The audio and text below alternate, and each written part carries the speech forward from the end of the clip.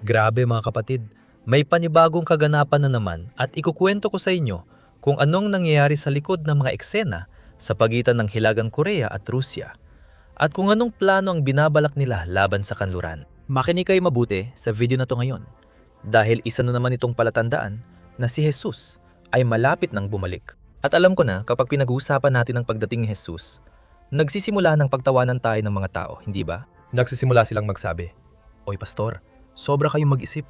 Pinipilit niyo masyado. Gumagawa kayo ng mga kwento para takutin ng mga tao." Mga kapatid, hindi ganun yun. Ang totoo, tayo ay namumuhay na sa katuparan ng mga propesya sa Biblia. Kasama na rito ang kwento na sinabi ko sa iyo. Nakasulat yan sa Ikalawang Pedro, Kabanata 3, simula sa Talata 3. Tingnan mo kung anong nakasulat dyan. Ano na raw ang nangyari sa pangakong babalik si Jesus? Mula nang kumanaw ang ating mga ninuno, lahat ay nananatiling pareho mula pa nung simula ng paglikha. Naalala ko tuloy dito kapag sinasabi ng mga tao na mula pa nung simula ng paglikha, ganito na talaga. Mga kapatid, naalala niyo ba yung mga taong lumait kay Noe habang ginagawa niya ang arka? Ganon din, sinabi ni Jesus na isa sa mga palatandaan na malapit na siyang bumalik ay magiging katulad ng mga panahon ni Noe, kung saan ang mga tao ay magiging abala, nilalait, at iyan ang nakikita natin ngayon, di ba? Kaya pakinggan mong mabuti ang mensahe natin ngayon. Sa huling pangyayaring ito, magugulat ka kung gaano na natutupad ang lahat.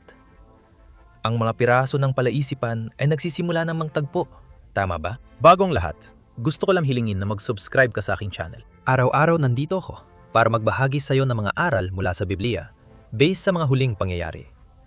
At gusto ko ring ipagdasal ka tuwing umaga at gabi. Ayos ba? Simulan na natin. Kailangan ko magsimula rito sa pagbanggit ng isang napaka-interesanting bagay na nangyari. Ganito yon. Ngayong linggo, ang ministro ng Ugnayan Panlabas ng Rusya, isang lalaking ang pangalan ay Sergey Lavrov, nagpadala siya ng opisyal na mensahe para sa Hilagang Korea. At sinabi niya ng hayagan ng dalawang bansang ito, ang Rusya at Hilagang Korea, ay magkasamang lumalaban para pabagsakin ang kanluran. Dahil gusto nilang bumuo ng bagong kaayusan sa mundo. Pero, alam mo ba kung bakit nila ginawa ang pahayag na ito ngayon at sobrang apurahan? Kasi isang araw bago yon, ang presidente ng Estados Unidos, si Donald Trump, sinabi niya sa lahat na niyang makipagdialogo sa lider ng Hilagang Korea, si Kim Jong-un. At nung nakita ng Rusya ang ganitong diplomatikong kilos, talagang sinigurado nilang mas lalong kumapit sa Hilagang Korea. Dahil sila ay... Continue junto ali com ele nessa aliança. Pero gusto kong malaman mo, ng alyansa ng Rusya at Hilagang Korea ay hindi lang nanatili sa salita. Dahil sa kauna-unahang pagkakataon sa makabagong kasaysayan, mga 14,000 elite na sundalo mula sa Hilagang Korea ang ipinadala para lumaban sa Europa, kasama ng mga Ruso sa rehiyon ng Kursk sa Rusya. At kapalit ng mga tropang ito at milyon-milyong bala, nagsimula magbigay ang Rusya ng makabagong teknolohiya para sa mga ballistic missile, mga satellite na paniktik at mga lihim ukol sa nuklear. Ibig sabihin, ito ang pinakamapanganib na alyansang militar na nakita ng mundo sa mga nakaraang dekada. At para lang malaman ninyo, talagang hindi komportable ang Tsina sa paglalapitang ito. Sa katunayan, malinaw na nilang sinabi na hindi tama na hayaang maging armado ng teknolohiyang nuklear ng Rusya ang Hilagang Korea. Dahil kung magiging sobrang delikado ang kabisera ng Hilagang Korea, doon papasok ang Hapon at Timog Korea. Magpapatayo rin sila ng matitinding depensa at magdadala ng mga base militar ng Estados Unidos. At dahil dito, si Donald Trump ay magiging malapit sa teritoryo ng China at magdadala rin ng maraming kagamitan, maraming armas. Lalong magiging delikado ang sitwasyon. Pero alam ko na sa mga oras na ito, marami sa inyong nag-iisip, Pastor. Ano ba talaga ang ibig sabihin ng bagong kaayusan sa mundo na laging binabanggit ng mga leader sa mga balita? Kasi kapag naririnig ng mga tao ang ekspresyong yan, alam ko na karamihan sa kanila ay iniisip lang ang tungkol sa mga politiko. Halimbawa, yung labanan ng mga pera, di ba? May dolyar, may pera ng China. Pareho silang gustong agawan ng pwesto ang isa't isa. Gusto ng Estados Unidos na manatili sa pamumuno.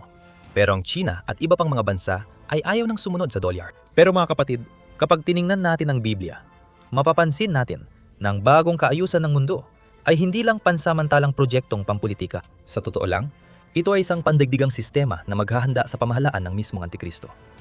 At gusto kong ipaliwanag sa iyo ngayon sa isang napakasimpleng paraan para maintindihan mo kung ano ang magsusustento sa pamahalaan ng Antikristo.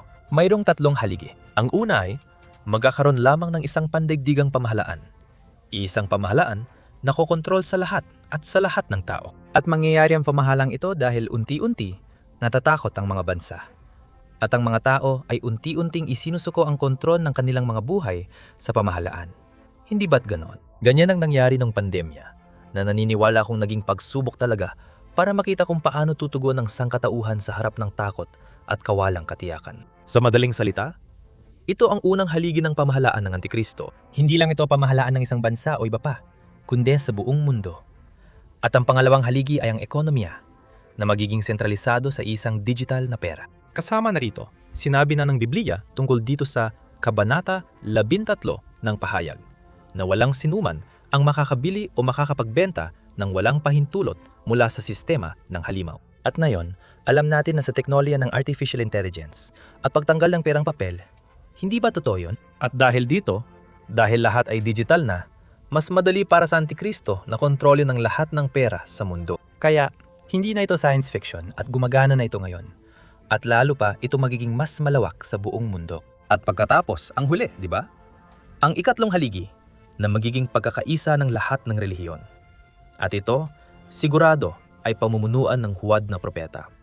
Dahil sinasabi na ito ng Biblia. Itong huwad na propeta, siya ang magdadala sa mga tao para sambahin ng halimaw, na siya ang Antikristo. Kaya, paghahaluin niya ang lahat ng paniniwala. Kaya nga tayong mga Kristiyano, dapat tayong tutol sa isyung ito ng pagsasama-sama ng ating paniniwala sa iba. Dahil, ayon kay Jesus, siya lang ang daan. Dahil walang ibang daan para makarating sa Diyos. Amen? Mga kapatid, ang totoo niyan, akala ng mga pinuno ng mundo, sila ang may kontrol sa lahat. Hindi ba't ganoon? Hindi ba natin pinag-uusapan ang tungkol sa mga pamilyang kumukontrol sa mga makapangyarihang tao na yan, di ba? Yung mga bilyonaryong kumukontrol sa media. Sila rin ang may hawak sa lahat ng kinakain natin, sa mga pinapanood natin, lahat ng nakikita natin sa TV at sa internet. Pero mga kapatid, ang mga lalaking ito, sa totoo lang, ay naguhukay ng sarili nilang libingan. Gumagawa sila ng mga plano na, sa totoo lang, ay sisirain ng Diyos isa-isa. Tingnan ninyo kung anong sinasabi ng Biblia sa Awit 2, simula sa Talata 1. Ganito ang sabi, bakit nagagalit ang mga bansa? Bakit ang mga tao ay gumagawa ng mga walang kwentang plano? Ang mga hari sa lupa ay naghahanda para sa labanan. Ang mga pinuno ay nagsasabuatan laban sa Panginoon at sa kanyang pinahiran na nagsasabi, putulin natin ang kanilang mga tanikala at palayain ang ating sarili mula sa pagkaalipin. Tingnan ninyo ito mga kapatid.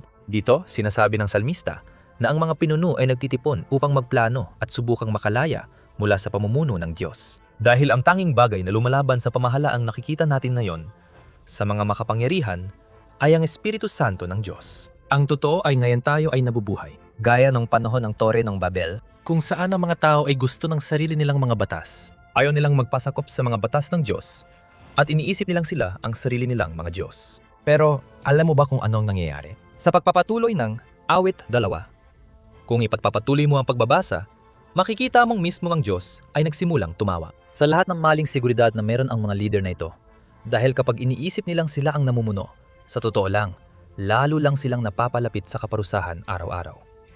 At alam mo ba kung ano ang mas nakakabilib mga kapatid? Meron ng propesya sa Biblia na nagsasabi ng lahat ng ito na nasasaksihan na natin ngayon tungkol sa pagkakaisa na yan, di ba? Ng Rusya, Hilagang Korea, at ng mga bansa sa Asya. Tingnan mo kung ano ang sinasabi ng Biblia sa Ezekiel, Kabanata 38, simula sa unang talata. Ganito ang sabi, natanggap ko ang mensahe mula sa Panginoon. Anak ng tao, humarap ka kay Gog, mula sa lupain ng Magog, ang prinsipe na namumuno sa mga lupain ng Mesek at Tubal, at magpahayag ka ng propesya laban sa kanya. Ibigay mo sa kanyang mensahe mula sa makapangyarihang Panginoon. Gog, ako ang iyong kaaway. Ang Persia, Ethiopia at Libya ay sasama sa kanila. Lahat ay may mga kalasag at helmet. Si Gomer kasamang lahat ng kanyang mga hukbo at ang bansa ng Bet-Togarma mula sa malayong hilaga kasamang lahat ng kanilang mga hukbo at marami pang iba ay sasama sa iyo. Tingnan mo ito? Alam ko na maraming tao ang hindi masyadong nakaintindi. Pero si Ezekiel ay nagpahayag na balang araw ay magkakaroon ng malaking pagkakaisang militar na magmamartsa mula sa mga pinakamalayang lupain sa dulong hilaga. At kung titingnan mo ang mapa ngayon at maguguhit ka ng tuwid na linya mula sa Jerusalem diretso pa hilaga, eksaktong abot ka sa teritoryo ng Rusya. Tama yon. At sinasabi sa teksto na ang kapangyarihang ito mula sa hilaga ay makikipag-alyansa sa Persia. Alam mo ba kung nasaan ang Persia ngayon? Iyan ang kasalukuyang Iran. At kasama nila, maraming tropa at mga kaalyadong bansa mula sa silangan ng sasama. Kaya mga kapatid, nakikita na natin ang simula nito. Siyempre, ang digmaan ng Gog at Magog, mangyayari pa lang iyon sa hinaharap. Pero lahat ay nagsisimula ng dahan-dahan, di ba? At sa oras na ito, maraming tao ang maaring mag-isip. Pero pastor, ilang siglo na bang pinag-uusapan ng mga tao ang digmaan ng Gog at Magog? Bakit hindi pa ito nangyari noon? At bakit ngayon ninyo ito pinag-uusapan, Pastor? Ang totoo, kapag tiningnan natin ang kasaysayan, sa loob ng maraming siglo, ang Rusya, Persia, at ang mga tao ng Imperyong Ottoman ay mortal na magkaaway. Palagi silang nagdidigmaan at may isang bagay na pumipigil para matupad ang propesyang ito na ganito. Ang mga tao ng Israel ay nakakalat pa rin sa buong mundo at kailangan nilang bumalik sa Israel sa kanilang lupain. At ang pinakakagiliw-giliw ay sa halos 2,000 taon, ang bansa ng Israel ay talagang hindi umiiral sa mapa. At sinasabi mismo ng Biblia, maari bang sa isang araw lang mabuo ang isang bansa? Oo mga kapatid, nangyari ito noong Mayo ng 1948 noong ang mga Hudyo ay bumalik sa kanilang lupain na lumikha ng eksaktong tagpo na inilarawan ni Ezekiel libu-libong taon na ang nakalipas. At alam mo ba kung anong sinasabi ng Biblia na mangyayari kapag ang mga hukbong ito ay nagmarch sa patungong Jerusalem upang wasakin ang Jerusalem? Ang Diyos mismo ang makikialam. Magdudulot siya ng kalituhan sa mga tropang kaaway. Magpapadala siya ng isang mapanirang lindol at mapapadala siya ng apoy mula sa langit sa mga bundok ng Israel. Ipinapakita sa lahat ng bansa sa mundo ng Diyos ng Israel ang tunay na Diyos.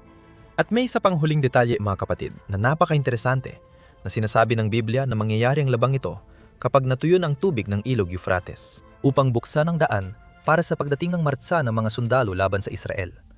At haharapin nila doon sa lambak ng Megido ang isang malaking labanan sa pagtatapos ng kasaysayan ng tao. Pero alam mo ba kung ano nang nangyari sa ilog Euphrates na yon?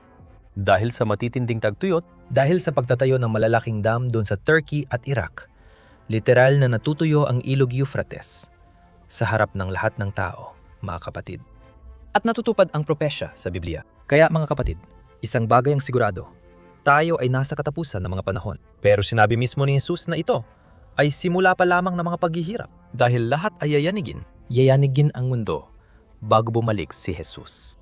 Alam ko na kapag naririnig mo ang mga balita tungkol sa mga digmaan, mga bulong-bulungan ng digmaan, nakakabahala talaga kasi mahal natin ang ating pamilya at marami pang tao na hindi pa nagbabalik loob. Pero sinabi mismo ni Jesus mga kapatid na kapag nakita natin ang mga palatandaang ito, panahon na para itaas ang ating ulo dahil malapit na ang ating kaligtasan.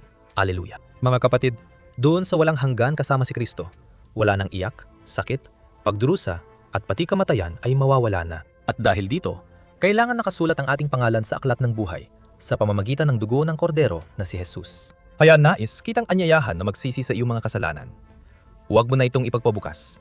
Magsisi ka na sa iyong mga kasalanan, ipahayag mong si Jesus ang iyong tagapagligtas. Naniniwala ako na simula ngayon, kung gagawin mo ang desisyong ito, hindi na muling magiging katulad ang iyong buhay. Amen?